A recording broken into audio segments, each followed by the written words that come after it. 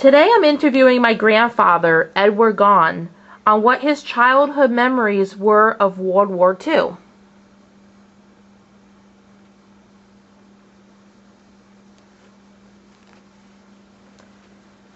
So, Grandpa, how old were you when the war first started? I was 11 and a half years old. Wow, you were quite young. Where did you live during the war? At that time, I lived in Chicago, Illinois. Wow, I was born there. What was it like living in Chicago in the war years? Well, being a large city that it was felt that it might be vulnerable to enemy attack one way or another. We did have blackouts in the city, and that was just practice for air raids. Every business, home, everywhere, lights had to be turned off. The city had to be blackened. And at that time they had what they called air raid wardens. And each man would cover a certain territory. And it was his responsibility to go around making sure that everything was blackened. If he saw the slightest light, he would of course go up to the place and make sure that they were aware of it and did what they were supposed to do. That was about the biggest thing as far as the city activities go. It didn't last during the whole war. It was more or less in the beginning. So during these blackouts, what did you and your family do? Well, as a kid, we had to go to bed early. So consequently, when it might be at a certain time when the blackout started, we were already in bed. If it happened to be on maybe say a Friday or Saturday night and we could stay up later, we were aware of what was going on and experiencing it. Being totally dark like it was, you couldn't play any games or anything, so we just usually sat around and talked because we knew it wouldn't last too long. I think the longest that anyone lasted was anywhere from, maybe a half hour to an hour at the most. Interesting. What were school activities like during the war years? As far as our lessons were concerned, they remained the same. They didn't change much except maybe during geography, a certain country would be mentioned, and maybe they would tell us about some activity that was going on in that particular area. They never brought up anything too drastic, I think because of our age. Did any of the students participate in any activities to help the war effort? Oh yes. I remember we would collect newspapers, any scrap that we could do or pick up. All this was collected and sold by the school to, or I should say not sold, but given to the war, toward the war effort. I don't know where they took the scrap, but it was all gathered from many, many schools and of course applied to the war effort. Were there any other school activities that were curtailed because of the war? Yes, I forgot something that we also did during the war. We sold war bonds. And I should say, well, we sold and bought them. And in order to stimulate the sales, we would have one class compete with the other for a certain prize. And of course, everybody wanted to win, and we made quite an effort to buy or sell these bonds. Or even, at that time, you could purchase just the stamps and put them in a book, and they would be accumulated to the cost of a bond. But that was fun. And then the curtailment part, we did not have Boy Scout activities or Little League activities because there weren't any manpower to manage it. The younger men were in service, the older men were working, maybe didn't even have children in school. So consequently, we didn't have those activities. The girls, I don't really remember what happened to their activities, but as far as the boys were concerned, it was the Boy Scouts and Little League. Interesting. Did you have any relatives or neighbors that were injured or killed in the war? I had an uncle that died in the war, and he left a wife and 4 children. And I was rather close to them because their oldest child was nearer my age, and we were companions. So consequently, I was more involved in that particular incident. Neighbors, yes, there were some that were killed. I may not have known all of them, but at that time they had these flags that the families would hang in the windows or the doors of their homes. Now these flags would have a blue star on them indicating a son, maybe a daughter, was in the service. Some had 2 and maybe 3. If a gold star appeared on any of these flags, it indicated that that particular child was killed in the war. Wow. So it seems like a lot of men went to war. What role did the women play during this time? Well, I didn't realize it at that time, but in the following years, I found out that women, of course, had to take care of the home front, so to speak.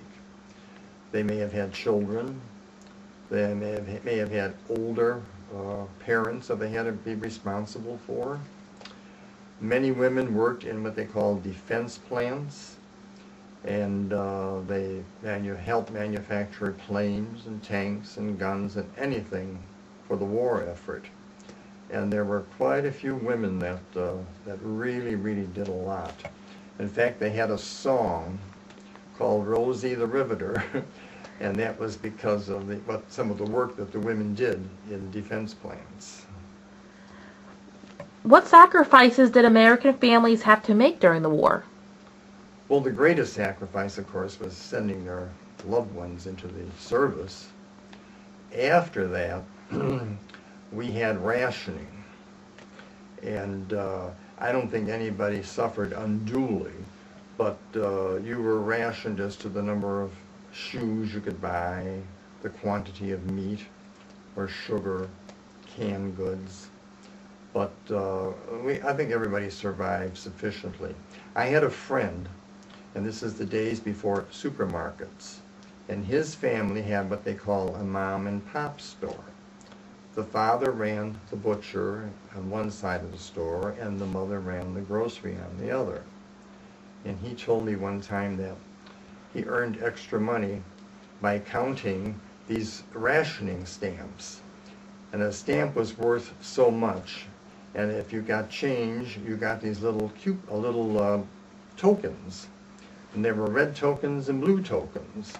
So in order to redeem them, they had to be counted and, of course, sent into wherever they were responsible for. So he said that he had to do that many a time to help his family. Very interesting.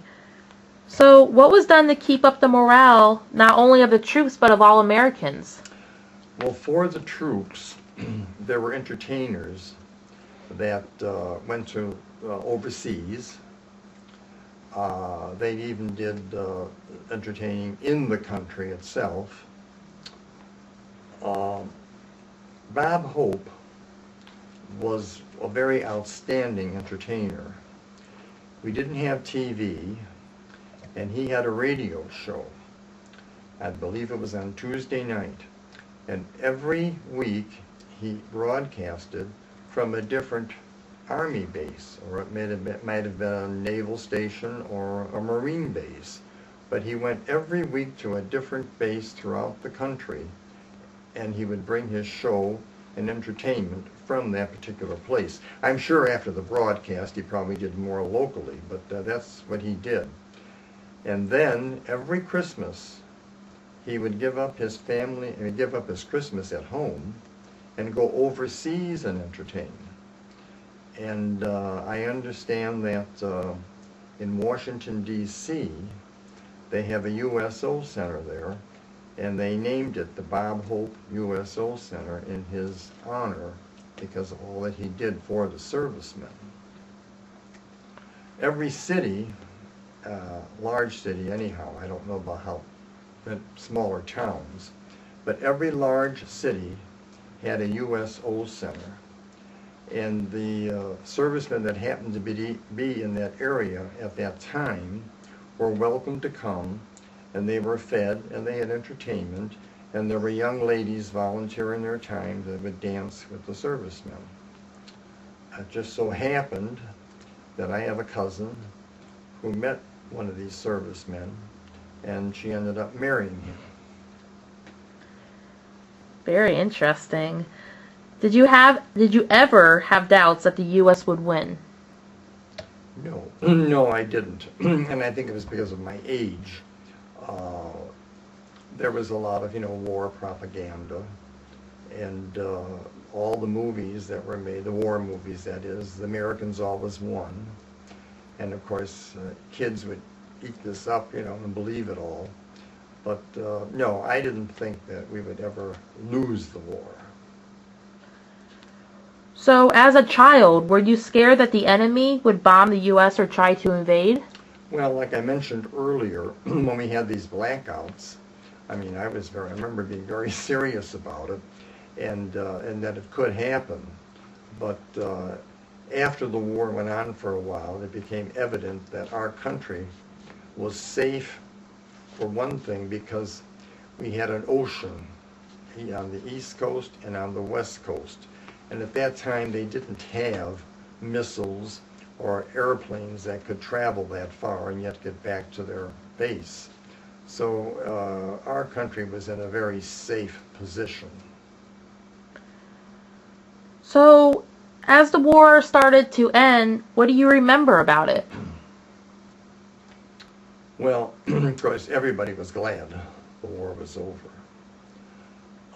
There was a lot of happiness that it was, but there was a lot of sadness because husbands and brothers and sisters and aunts and uncles, whatever, weren't going to be coming back. But the war was over, everybody was happy about it, and the post-war years were very good. Our economy changed. The veterans were able to get college educations, get the GI loans to buy homes, and consequently it made for better living up until about 1950, when of course then we were involved in the Korean War, but that's another situation. But when the war was over, we were very happy about it. All right, Grandpa, you had some very interesting answers about World War II, and I learned a lot. I appreciate your time. Thank you. You're welcome.